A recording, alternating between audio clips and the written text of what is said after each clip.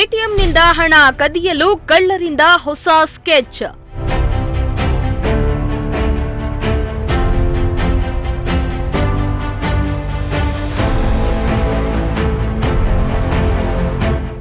ATM ಯಂತ್ರಕ್ಕೆ ವಿಶೇಷ ಸಾಧನ ಅಳವಡಿಸಿ ಕಳ್ಳತನ.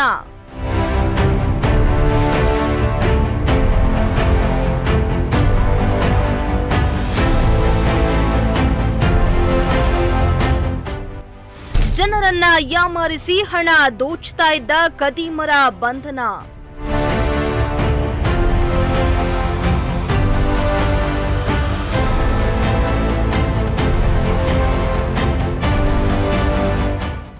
ಎಸ್ ವೀಕ್ಷಕರೇ, ಎಟಿಎಂನಲ್ಲಿ ಹಣ ಬಿಡಿಸಿಕೊಳ್ಳುವಾಗ ಎಚ್ಚರಿಕೆಯಿಂದ ಇರಬೇಕು.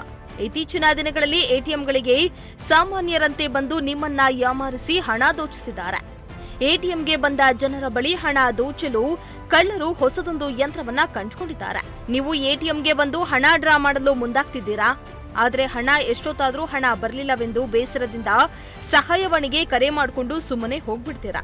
ಅತ್ತ ಹಣಕ್ಕಾಗಿ ಹೊಂಚು ಹಾಕಿ ಕೂತಿರುವ ಖದೀಮರು ಆರಾಮಾಗಿ ಬಂದು ಆ ಯಂತ್ರವನ್ನ ತೆಗೆದು ಹಣವನ್ನ ದೋಚಿ ಪರಾರಿಯಾಗ್ತಿದ್ದಾರೆ. ಅಂತಹದೊಂದು ಘಟನೆ ನಡೆದಿರೋದು ಎಲ್ಲಿ ಅಂತೀರಾ? ಈ ಸ್ಟೋರಿಯನ್ನ ನೋಡಿ.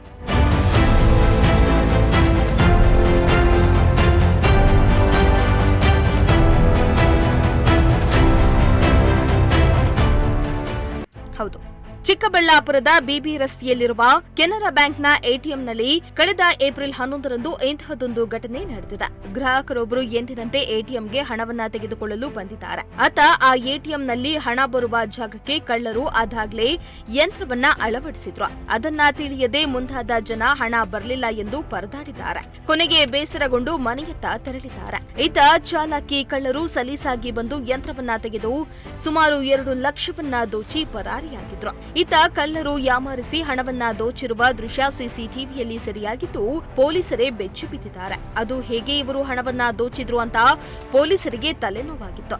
ಆತ ಕಾರ್ಯ ಪ್ರವೃತ್ತರಾದ ಪೊಲೀಸರು ಖದೀಮರ ಎಡೆಮುರಿ ಕಟ್ಟುವಲ್ಲಿ ಯಶಸ್ವಿಯಾಗಿದ್ದಾರೆ.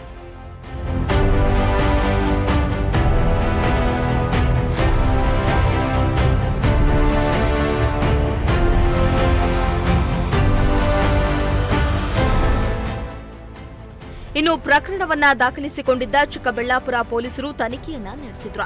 ವಿಶೇಷ ತಂಡವನ್ನ ರಚಿಸಿ ತಾಂತ್ರಿಕ ಸಾಕ್ಷ್ಯಾಧಾರಗಳನ್ನ ಕಲೆ ಹಾಕಿದ್ರು. ಅದರಂತೆ ಆರೋಪಿಗಳು ಬೆಂಗಳೂರಿನಲ್ಲಿರುವುದು ತಿಳಿದುಬಂತು. ಬೆಂಗಳೂರಿಗೆ ತೆರಳಿದ ತಂಡ ತ್ರಿಪುರಾ ಮೂಲದ 20 ವರ್ಷದ ನಿಯಾಜ್ ಉದ್ದೀನ್ ಎಂಬ ಯುವಕನನ್ನ ಬಂಧಿಸಿ ವಿಚಾರಣೆಯನ್ನ ನಡೆಸಿದ್ರು. ಪೊಲೀಸರ ಚಡಿಯೇಟಿಗೆ ಆರೋಪಿಯು ತನ್ನ ಕೈಚಳಕವನ್ನ ಕುರಿತು ಬಾಯ್ಬಿಟ್ಟಿದ್ದಾನೆ. ನಂತರ ಆತ ಅದೇ ರೀತಿ ಇನ್ನೊಂದು ಪ್ರಕರಣದಲ್ಲಿಯೂ ಭಾಗಿಯಾಗಿರುವುದಾಗಿ ಹೇಳಿದ್ದಾನೆ. ಆತನಿಂದ ಸುಮಾರು 15,000 ರೂಪಾಯಿ ವಶಪಡಿಸಿಕೊಂಡು ತನಿಖೆಯನ್ನ ಮುಂದುವರೆಸಿದ್ದಾರೆ.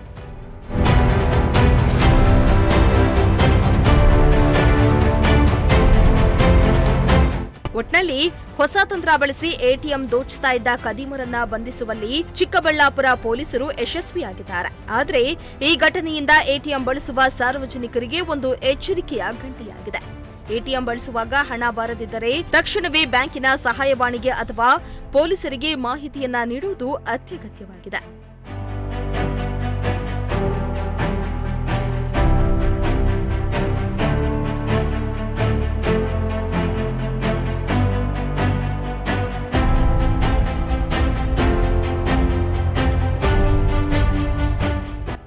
ಮೋಹನ್ ಕುಮಾರ್, ಪ್ರಜಾಶಕ್ತಿ ಟಿವಿ, ಚಿಕ್ಕಬಳ್ಳಾಪುರ.